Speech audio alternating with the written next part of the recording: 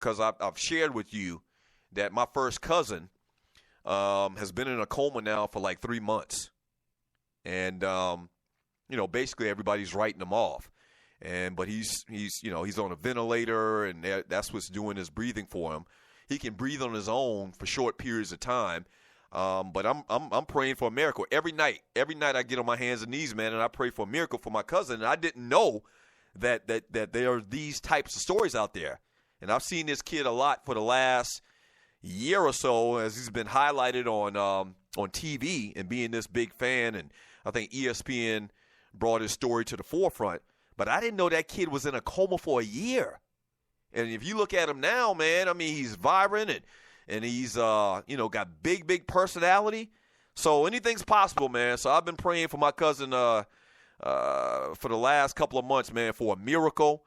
And it doesn't look like, that's likely to happen right now. But anything's possible, man. So y'all pray for young Jarius that these next couple of days, man, that he gets strong and this is a good thing.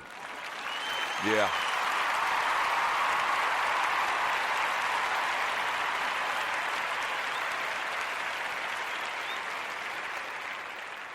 Wow. In a coma for a year. That's crazy. That's crazy. Me and my brother went and saw my cousin, man. It's just tough to see somebody there, but they're not there. And for this kid to have been in a coma for a year and to have the personality and just a fun-loving kid. I mean, this kid is a character, man. He is a character. If you don't know who we're talking about, look him up, Jarius Robertson. And this kid just got big-time personality, man. Just living life to his fullest. Talks cash shit now. Right. This kid talk cash shit, man, but he's real funny, great sense of humor, real witty, real quick-witted kid. Like it almost seems like he could be a comedian or whatever, man. And, man, I didn't know he had been in a coma for a year, but he gets the liver, man, and so we praying for that kid. WSME, the Stewart Media and Entertainment family, the Doug Stewart Show is praying for Jarius Robertson. Let me read more of these messages in the chat.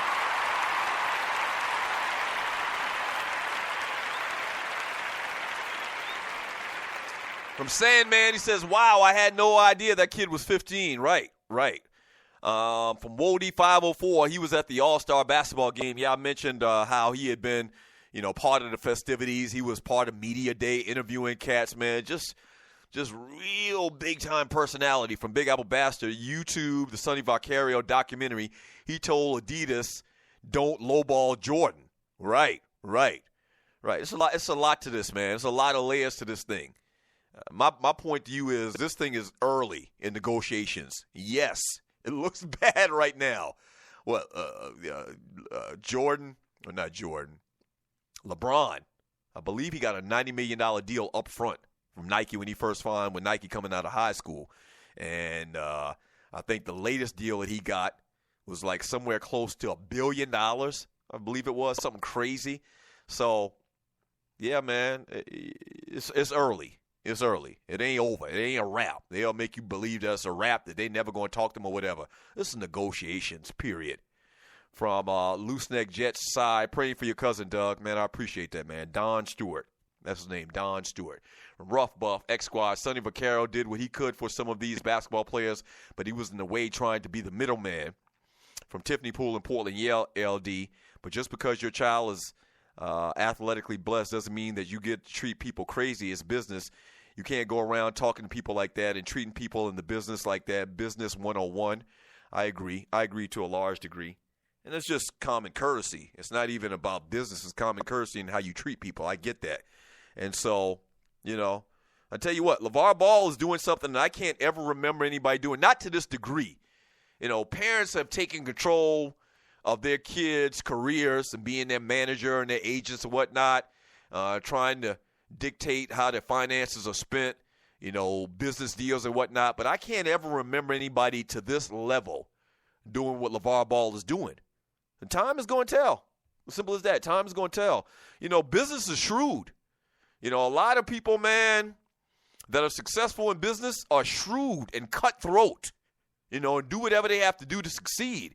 And LeVar Ball, you can say a lot of things about him, but you can also put him in the category of being shrewd.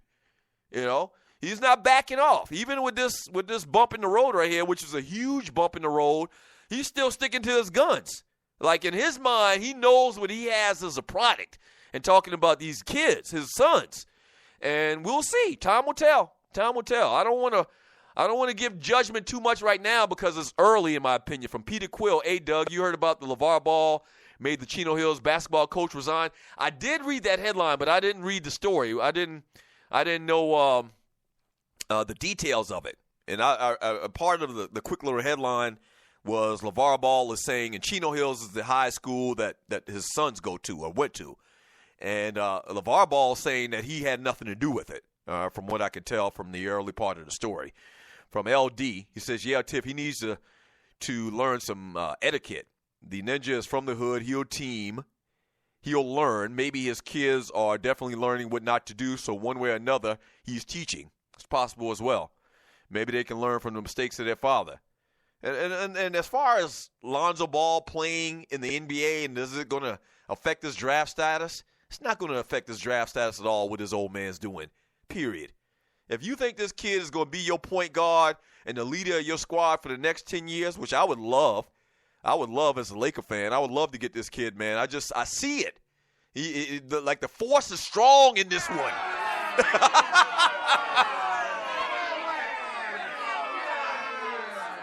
The force is strong in this one. T-Dub says this kid is not that good. I don't know. He's going at least number 2 for a reason. In the games I've watched him, man, he looked like a consummate floor general. The force is strong in this kid. May be wrong. We've been wrong in a lot of players. Okay? We may be wrong. But he's going to get an opportunity. And what his old man is saying is not going to affect his draft status at all. You'd be a fool to pass up on a kid that you think could be the franchise player of your team for the next 15 years because of his daddy. Period. So it's not going to affect that at all. And he's going to get a deal. You know, he's going to get money. He's going to get investors. He's going to get backers for whatever shoes he wears or whatever shoes they create. Period. From Jam, find me later, T-Dub, I think that third son going to be a star in the league, but Daddy Ball effing everything up for those boys.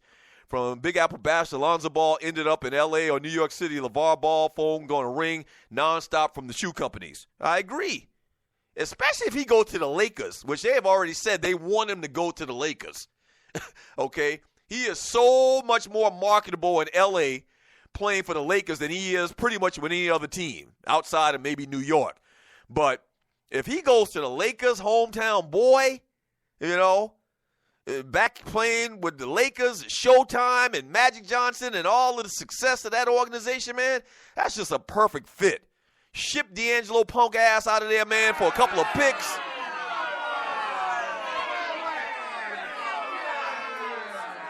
Package D'Angelo Russell up with another one of them players, one of them forwards, Larry Nance or Julius Randle, and ship them out for another player, man, another big-time player, and we let LeVar Ball run the show, Lonzo Ball run the show. I'm good with that.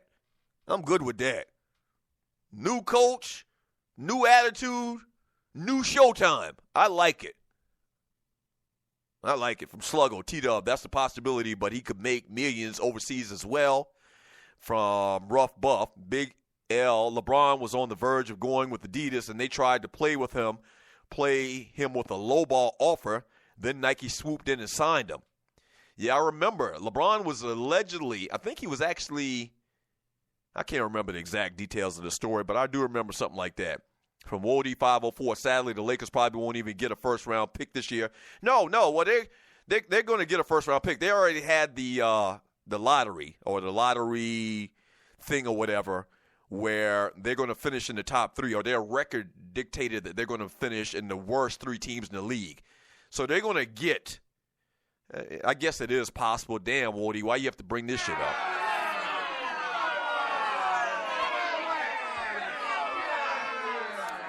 So, yes, based on this whole ping pong ball crap that they do, there's a possibility, a very low, small percentage possibility that they that they won't get one of the top 3 picks. The percentages say that they should get a top 3 pick. I think it's like 50 or 60% chance. that they're going to get one of the top 3 picks. So it's over a 50% chance that they are going to get one of the top 3 picks. If they don't fall in the top 3 range, yes, they lose their pick. But why you got to bring up old shit?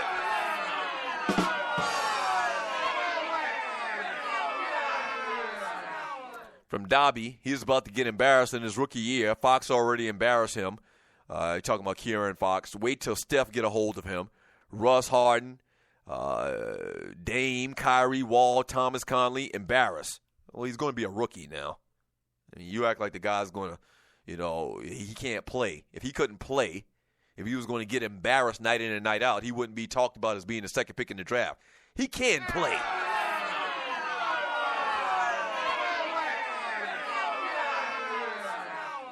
He can play. I mean, y'all acting like he can't play. Y'all are directing your angst towards the daddy, towards this boy here. All right. He can play. Right. Now, maybe you think that he's overrated, but don't act like this kid can't play. I think you're going out a little bit too far with that statement just now. He's going to get embarrassed, this, that, and the other. Yeah, a lot of rookies get embarrassed by veteran players.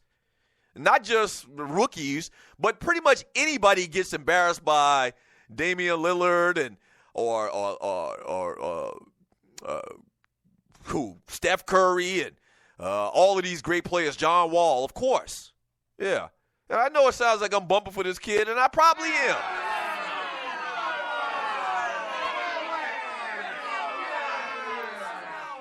I probably am. But the kid can play. From Star-Lord, Doug, you crazy. Lonzo hasn't shown the ability to take over a game or put a team on his back. His defense is suspect. Fox killed his ass for 40. Russell has played much better and is steadily improving. Whatever. I'm not a fan of D'Angelo Russell. Period. I'm not a fan. Even though, yeah, he has played better this year in his second year, he's still a snitch. Shut up. That's right. He's still a snitch. I still think that he's a problem in that locker room with the chemistry. Even though he did play better this year, if we can get rid of that kid, if we can get LeVar Ball, Alonzo Ball, if I can get Lonzo Ball, if I'm the Lakers, man, I'd build around him. Whatever. I don't like D'Angelo Russell, period. He can help my team win, that's fine, but personally, I don't like that guy. That's my right. That's right. That's my right. Listen to the Doug Stewart Show. I don't like that kid. And yes, Lonzo Ball has struggled in college. The Fox kid absolutely torched him. Yes, that's true. But that kid played fantastic all year long. He had a bad game in relative terms defensively, but he's played good defense all year long. Shooting-wise, he can shoot the basketball. The kid is a player. I don't have to try to explain or why I think the kid is good. I don't have to do that. Y'all saw it. The guy's about to be drafted no later than number 2, they're saying. So he can play. Will it translate to the next level? Time will tell. When Tupac was around, he wanted to raise a nation of thugs. But I think it's only right for me to raise a nation of bruh. Yes, sir! Frank Coleman, Ernest Just. Shouts out to the Qs. My man Pink Gator for this hot-ass track right here. What up, Pink Gator? Shouts out to my cousin Derek Rivers for calling the show today. Very proud, sir. Handle your business at the next level. Big ups to Waterhead, Walter, Poe Politicking, Dwayne Bassan, Gerald Oliveri, Brandon Butler. Hold on a second. My favorite part. Get so. Yeah. Shouts out to Larry, the benefactor. And a special thank you to all of the Stewies. Without you, there is no me. Thank you very much, Stewies. Don't forget, get ready, TDSS 3, the weekend of October 1st this year, 2017, right here in ATL. Coming up next, 1 p.m., Jeff Fox with the Jeff Fox Show, right here on WSME. Surely he'll be talking about the draft and NBA, same things we talked about today. He'll give you his thoughts. And my man